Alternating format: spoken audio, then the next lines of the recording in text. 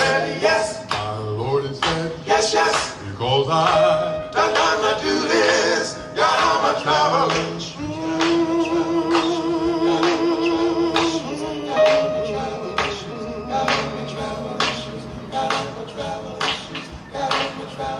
Yeah. I saw Joseph coming knocking at the sinner man's door, and I heard him say, "Come on, sinner, ain't you ready to go?" Well, the sinner stooped down just to buckle up his shoes, and then he counted up his calls and he began to move. I said he moved on down by the Jordan stream, and then he waded in the water about ankle deep in the water, kept rising up around his knees. He said, "Lord, have mercy, won't you help me, please?" And then he waded in the water out and deep, deep in the water, kept rising up around his thigh. He said, "Lord, have mercy, I'm about to die." And then he waded in the water about 5 deep in the water.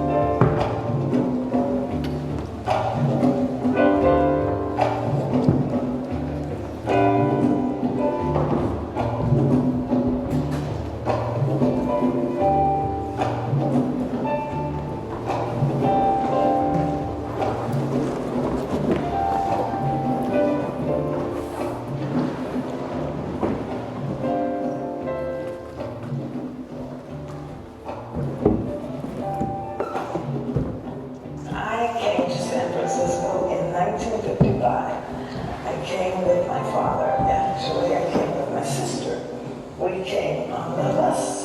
My brother was already here. My father was here. We came from Mobile, Alabama. And when we arrived, we had heard about Southern California. We had heard about oranges in the backyard. We had heard about grapefruits. We had heard about all this beautiful fruit that was in the backyard. Well, it was July, and in Mobile, Alabama, in July, it is scorching hot. Well, when we got here, the wind whipped my little dress that I had on from Alabama. It was cold. So we couldn't have asked for a better place to spend my childhood than Bayview. Everything that I ever needed to grow was right there within 4 square miles. The society, the social order, the political system live up and own up to the wrong that has been done to this community, and to take measures that will correct that wrong. But I know there is a lot of pushback against that. First of all, for America to uphold and be honest to themselves about the wrong that has been done, and not to sweep it up under the rug or to make justification or minimize the severity or significance of our history in this country. Because we still suffer from those experiences to this very day, and along with the social order being engineered to agitate and bring about those sensitivities that we develop as a result of our subjugation in this country, is turned and modeled as a negative that we own, that is coming from us. But what you see is the effect, but what you don't see is the cause. I would say, as in thinking about, specifically thinking about the Black community, the beautiful part of the Black community is that there is resiliency. And so in that, we are still creating families and making decisions to build our families and stay in the community, to walk our children despite what we see in the neighborhood, because we do have a sense of territory. This is where I grew up. This is my street. This is my neighborhood.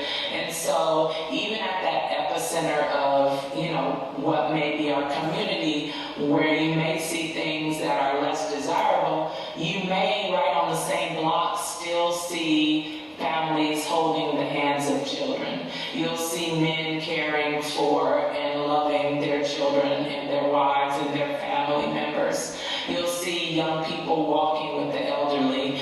And so, yes, there's a turn in some ways where our community has shifted, but we still have in us this sense of moving through time and still continuing to grow our communities.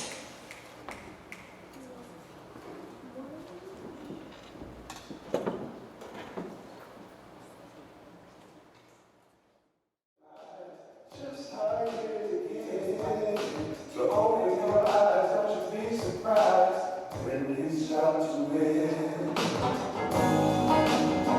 I feel you all the time. Yes, I do. Yes, I do. You're always on my mind.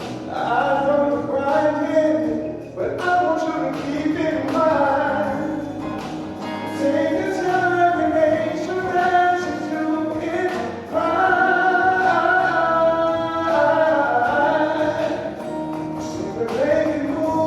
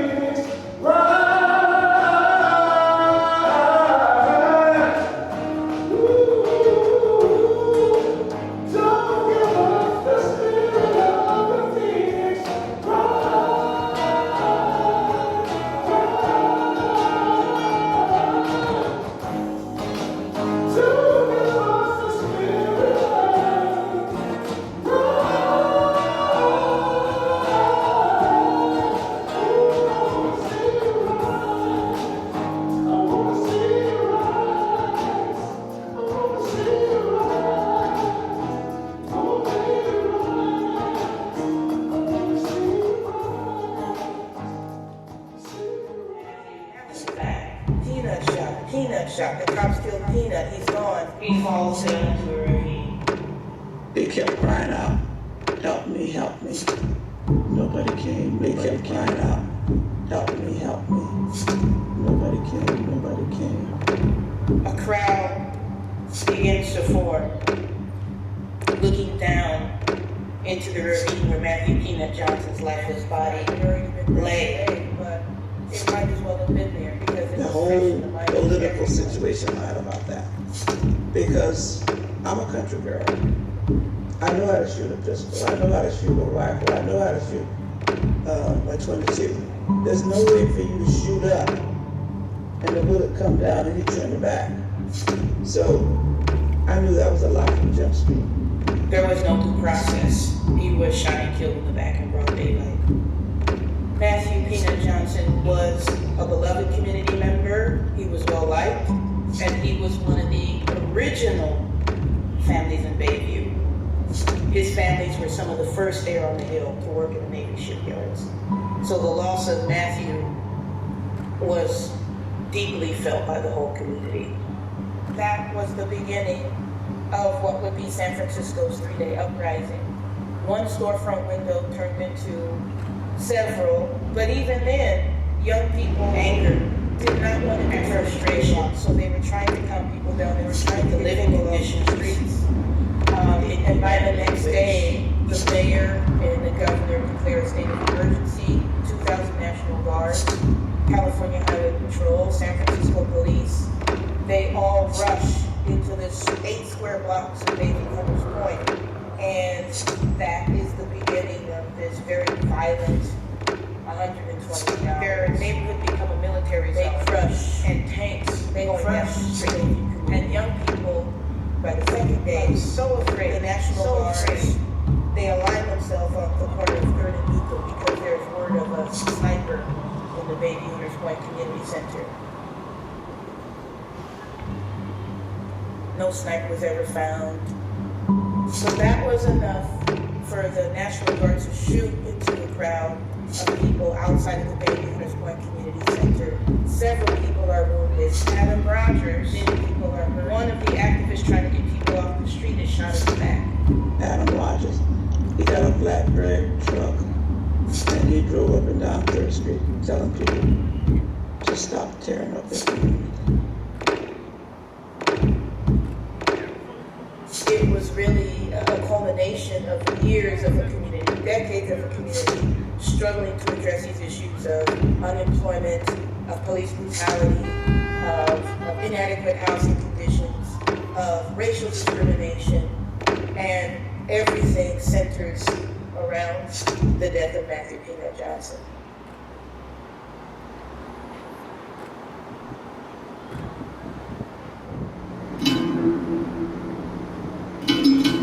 To young people, I would want them to understand and to know that whether they're black, white, Chinese, or anything, whatever, that's just one aspect of who they are. That's one element of their identity, and they are the ambassadors and architects of that too. So they can say we even went backwards for them too. So yeah, in that sense of freedom, know that too, that you have the power to truly create your life and do your best to do that, because there will always seem like there's other narratives that go against that idea.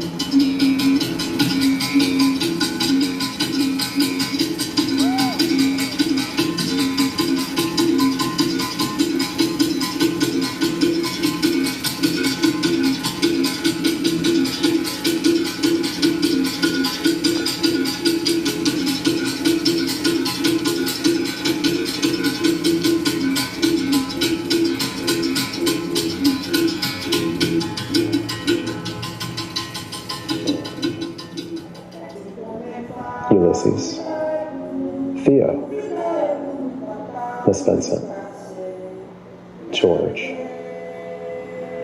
Yvonne, Chris, Ted, Aaliyah, Fatima, Sophia, Kalima, Keisha, Tasha, Sierra, Moselle, okay, so Saili, Becca, Leka, Koele, Lassie, Bea, Fua, Mike, Paris, Malik, Bear,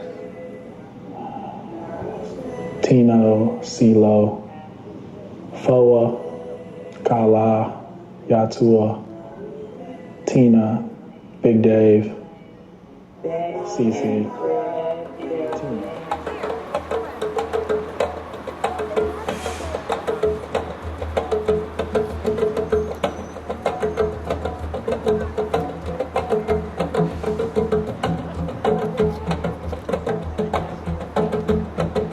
The misperception that I would clear up is that we are different than anybody else. We bleed. We want quality education. We want quality, affordable housing. We want grocery stores that sell fresh fruit and vegetables. We want to be respected. We want the police to respect us in our neighborhood. We want to have good health care. We want the misperception to go away that we are different than other people in the city. We're not. We're not. We have hearts that beat. And if I could clear up any misconceptions, I would let them see the beauty that is Bayview, the beauty that is this community, because like when we're banded together, when you actually see how, you know, we flourish, how we survive, how we thrive, how we create, you would think that this was one of the greatest communities in the world.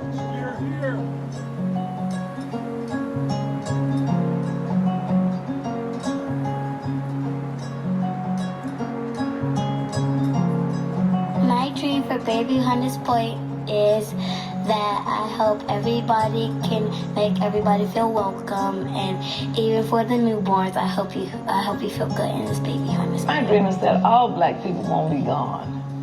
I have that dream. And I dream that all the young men who are on 3rd Street will have some place to go. That there will be a place in this city for them. My dream is that their dreams can be fulfilled. To keep its community and culture alive, don't let the gentrification take over. Houses are getting expensive. San Francisco, no one can afford living downtown, so they go to the outskirts. And then, you know, one of the last spots they're going to start checking is around here. And a lot of things are changing. A lot of things are getting moved out, and I just don't want that to happen. I mean, I'm down for the renovation because old buildings need to get repaired, plumbing, and etc., and streets and whatnot. But it's the people, I want them to stay so we can have that culture collective. I mean, if we just have a bunch of techies everywhere, we have absolutely lost in like culture and humanity just in general. Like, we lost history. My dream for the Bayview Hunters Point is that it would retain as much of its identity as possible, and that it would flourish in a way that it would be like a virtuous circle. So should there be people who come, that they would really take cues from the people who are already here, the bearers of culture, the bearers of the light that's already been here, and the bearers of its history. I bless this space every day. I bless this neighborhood. I'm so happy to be here. My dream for the Bayview is that really it would get recognized for just how innovative, how cool, and how powerful it's always been. My dream for Bayview Hunters Point is that more of my generation and the generations to come would be homeowners. My dream for Bayview Hunters Point is that even in the middle of the demographic changes, that there's still yet a beautiful, thriving African-American district where there's jazz music and food and art that still runs, hopefully still lovingly around here. My hope is that in the years to come, in the next 5 to 10 years, that this is one of the areas that people want to visit when they come to San Francisco. My dream for Bayview's Hunter Point is for there to be no more homeless people. My dream from Bayview Hunters Point is to make this a family home, and I want everybody to make a nice community in Bayview Hunters Point.